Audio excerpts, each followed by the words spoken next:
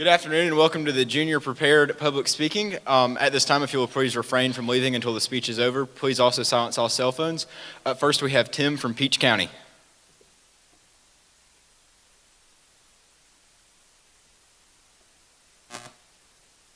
Off the stage, or will someone escort me off the stage?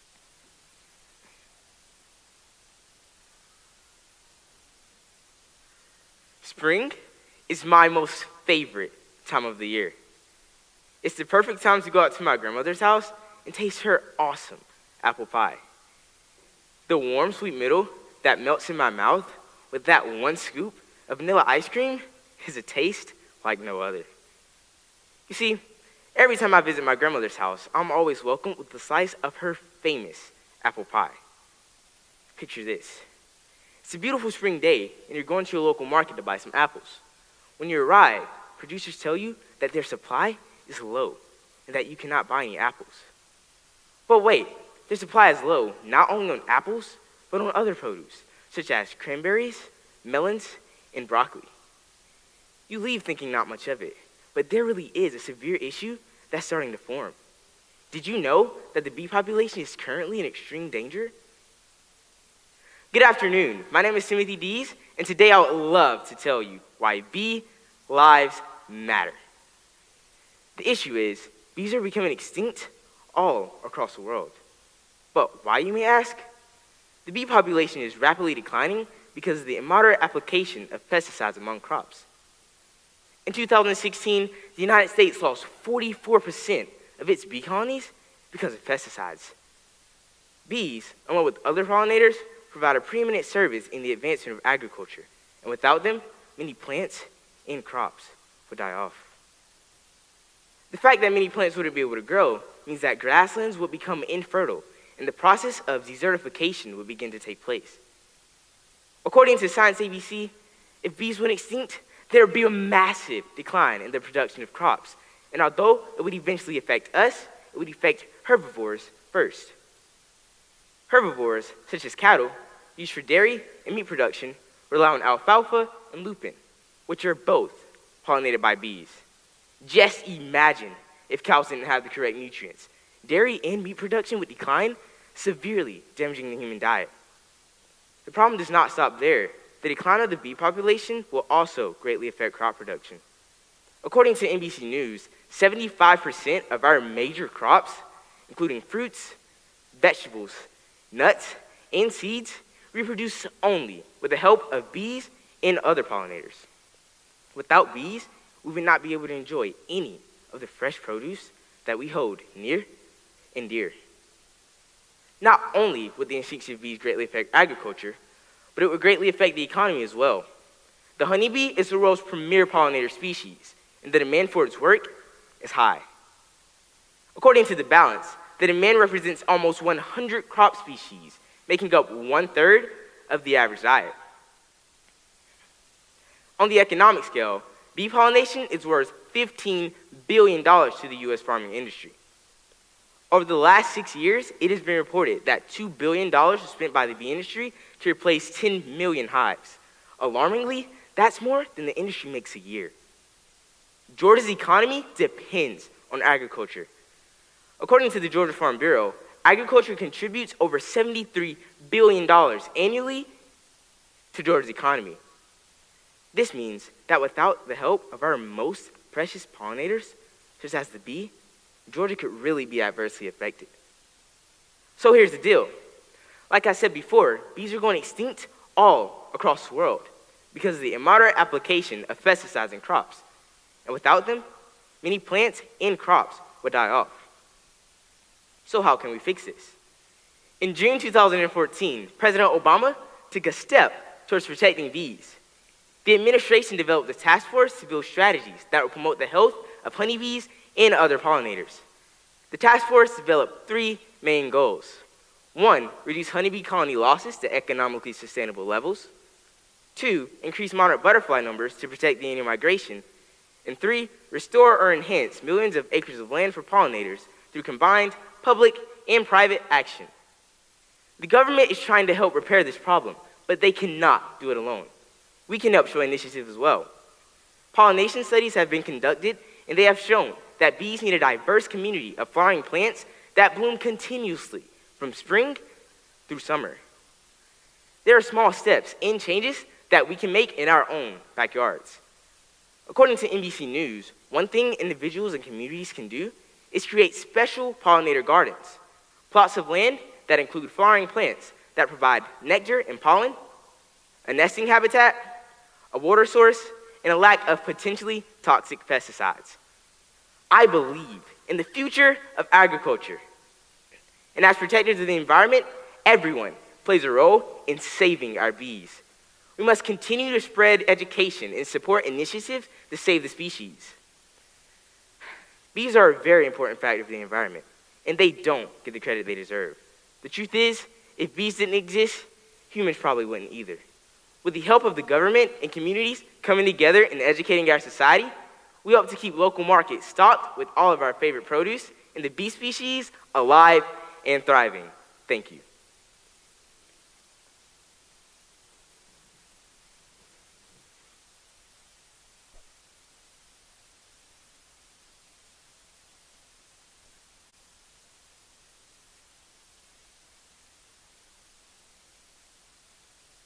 Good afternoon and welcome to the Junior Prepared Public Speaking Final. If at this time you will please refrain from getting out of your seat and leaving the room until the speech is over, and also silence your cell phones. Up next we have Lowndes County.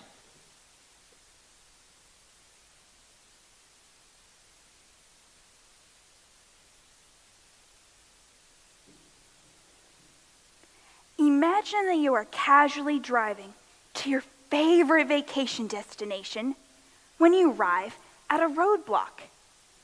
On the other side of the roadblock, you see masses of people crowding this large truck. There are unsmiling police monitoring this odd situation.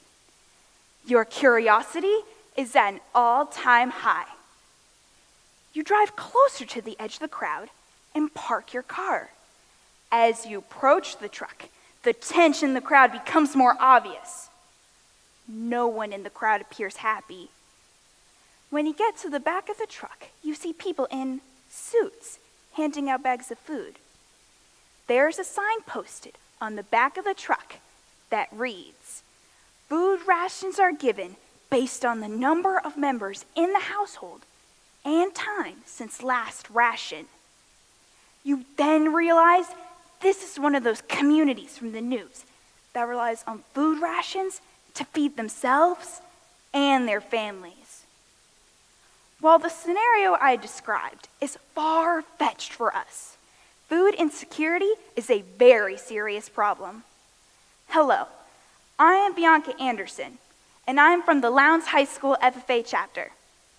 I have come to talk about food security, food insecurity, and the solutions agriculture can provide. According to the United States Department of Agriculture, food security is access by all people at all times to enough food for an active, healthy life. In simple terms, food security is when proper food and nutrition is always available. The opposite of food security is food insecurity. Historically, food insecurity is described as the lack of food at the national or regional area. Today, food insecurity is measured at the household and local levels. Most families are either considered food secure or food insecure based on the quantity, quality, and the family's experiences with obtaining food. Food insecurity affects a wide variety of people. Those most often affected are low-income families, young children, the sick, migrant workers, and the elderly. While the majority of the world's food insecure population resides in third world countries, food insecurity is a problem in the United States as well. In 2016, 42 million Americans were reported as food insecure. Feeding America conducted a report in 2014 that stated 76% of Americans indicate having to make the choice between food and utilities at least once during the year. And 35% reported choosing between housing and food each month. Even in Atlanta, Georgia, food insecurity is a problem, with 1 in 75 people in metro Atlanta using food pantries and meal programs to feed themselves.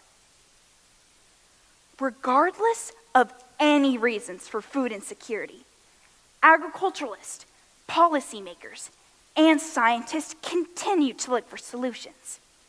Sustainable agriculture is the production of fiber, food, other plant commodities, and animal commodities using farming methods that preserve the ecosystem, human health, and the well-being of animals. This can help solve the issue by producing much-needed food without damaging the ecosystems, ensuring coming generations have the same. Improving agricultural biodiversity may also help this issue. Using sustainable agricultural methods like planting various crops of different species, the soil biodiversity is not harmed and can be preserved. This can also protect crops from pests and diseases that lead to shortages in food. Lastly, policy changes favoring locally grown crops can help lower community food insecurity by encouraging those communities to buy fresh, locally grown food.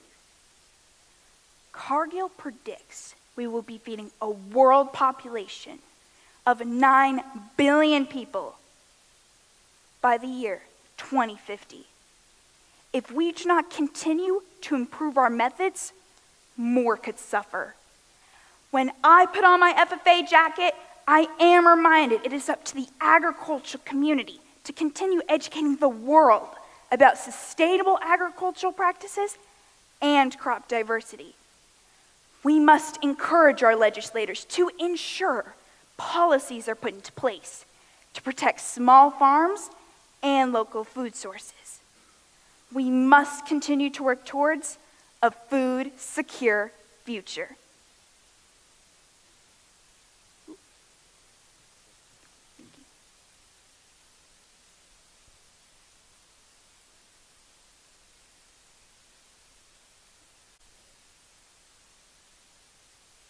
Good afternoon and welcome to the Junior Prepared Public Speaking. At this time, if you will please refrain from leaving the room during the speech and also silent your cell phones.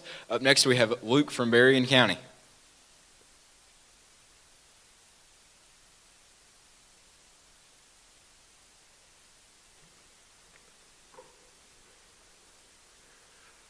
The sun shines above, providing light and warmth to all below.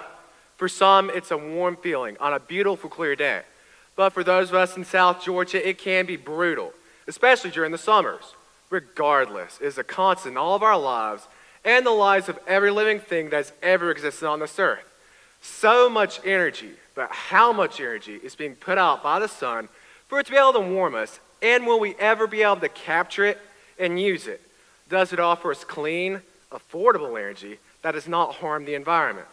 The energy from the sun that can be converted into thermal or electrical energy is termed solar energy. In fact, solar energy is the most abundant and cleanest renewable energy source available. This clean energy generates little to no pollutions or emissions into the environment. Solar energy is sustainable over time and does not run out. When compared to fossil fuels, solar energy is superior. Fossil fuels release harmful emissions such as carbon and sulfur. Fossil fuels also take a long time to form, making them non-renewable resources. On the other hand, solar energy is both emissions-free and renewable. Modern technology can harness this energy for numerous uses, such as generating electricity, providing light, and heating water. In this modern age, we are constantly trying to find faster and cleaner ways to produce energy to power the world. Solar energy is also available worldwide, and for the most part, equally available as fossil fuels.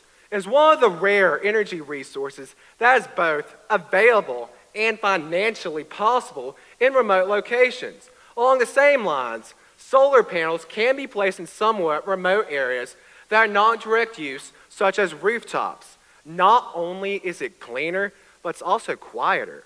Photovoltaic cells, those that produce the electricity within solar panels, are silent. This reduction in sound pollution is also superior to even other green technologies such as wind turbines that rotate and create a mechanical sound.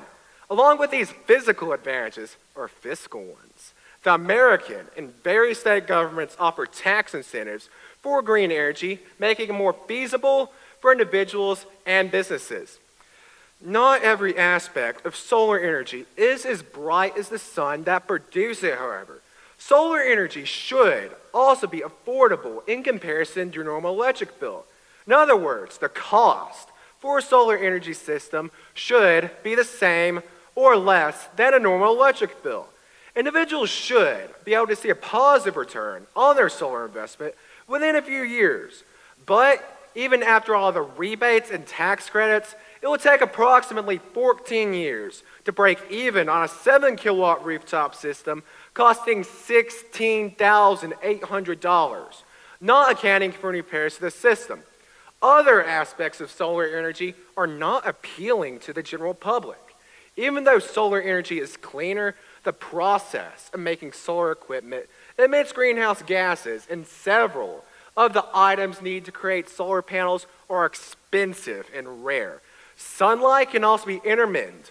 Predicting the duration of overcast days can be difficult and makes solar energy unpopular as the sole means of power for any home or business.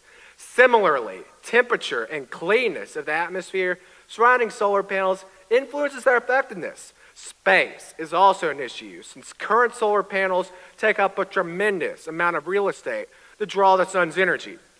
One of the largest drawbacks of solar energy does not lie in the solar panels themselves, but in the way we store the energy that they capture. For the most part, batteries have changed very little in their capabilities and design since the 1950s. The batteries used to store solar energy are large and bulky, requiring special handling and disposal when they are spent. Even though new forms of batteries are being explored, such as lithium-type batteries, none have proven successful or extremely promising. Thus, the evolution of solar energy hinges directly on the evolution of the battery. As future agriculturalists and purveyors of our country's and the world's natural resources, we must look seriously at the benefits of solar energy while solving current issues that surround it. As we take our place as research scientists, business designers, mechanical engineers, conservationists, farmers, or other careers, each of us will be consumers of energy. Together we will shape the future of our nation's energy resources by either creating or molding that technology, using that technology, or voting on policies that govern that technology. The future will be brighter as we learn to harness the brightness of the sun. Thank you.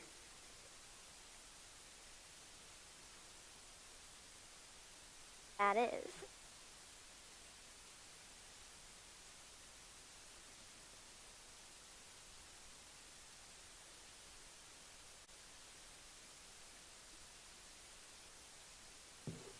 Good afternoon and welcome to the Junior Prepared Public Speaking. If at this time you will please refrain from moving your seat until the speech is over, please also silence any cell phones. And we have our last speaker from Perry.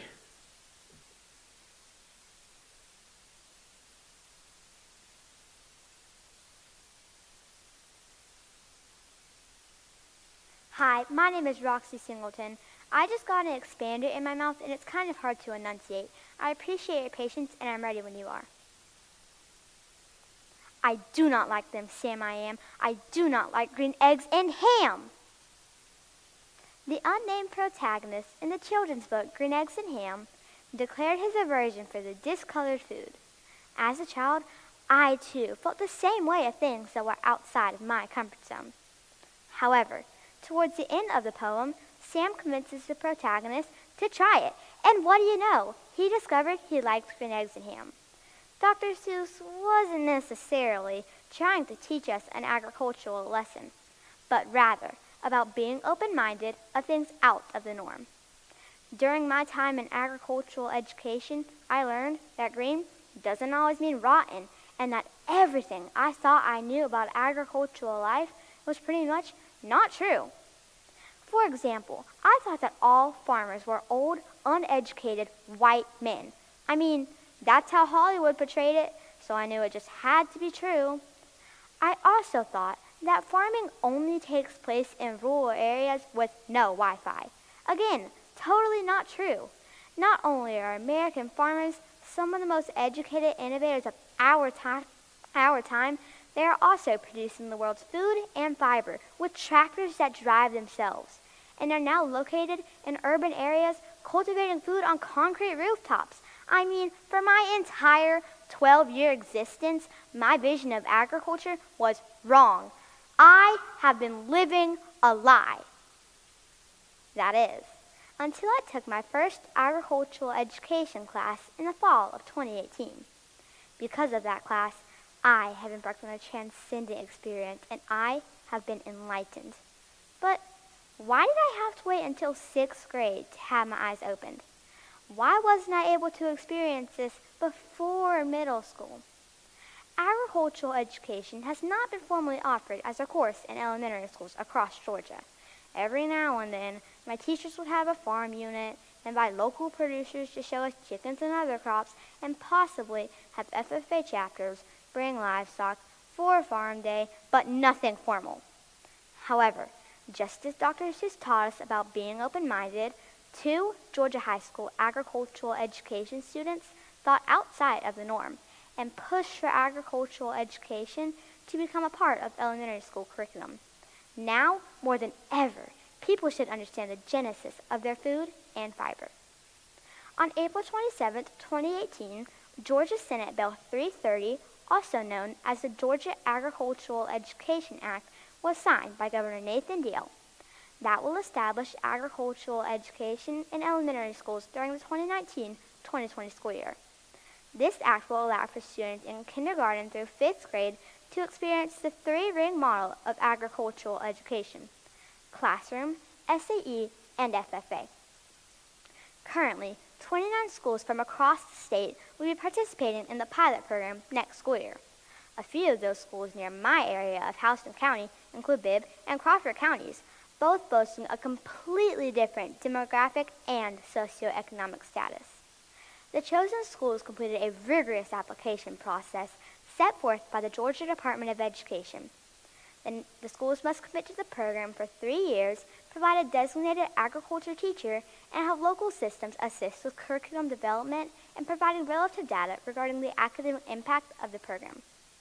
Currently, the Georgia Department of Education is reviewing curriculum that has already been written and is awaiting approval by the State Board of Education. The next phases include professional development for elementary agricultural education instructors and the implementation of the first programs during the 2019-2020 school year. Throughout the years, research has been conducted regarding implementation of agricultural education in elementary school settings. In Texas, researchers found that 4th grade general education teachers were teaching agricultural concepts, but with inaccurate information. Thorpe and Townsend determined that adding to formal education using a garden can reshape school culture. Knobloch found that teachers would integrate agricultural topics if it fit within their academic subjects and if they saw educational value in the topics and activities. These young students should have a general knowledge as to where their food comes from and how those items that meet their basic human needs are made. We are fortunate to be in a forward-thinking state that looks to provide experiential opportunities for all children. As Georgia becomes a pioneer in elementary agricultural education, I look forward to my younger siblings having the chance to understand the impact Georgia's #1 industry has on our daily lives. It is time for our young students to learn about the world's oldest science and apply hands-on knowledge through supervised agricultural experience programs and FFA. Breaking through the norms is kind of cool. Just as Sam touted the greatness of green eggs and ham, we too will be raving about the magnitude created by the innovators who stepped out of their comfort zone and began formal elementary agricultural education. Thank you.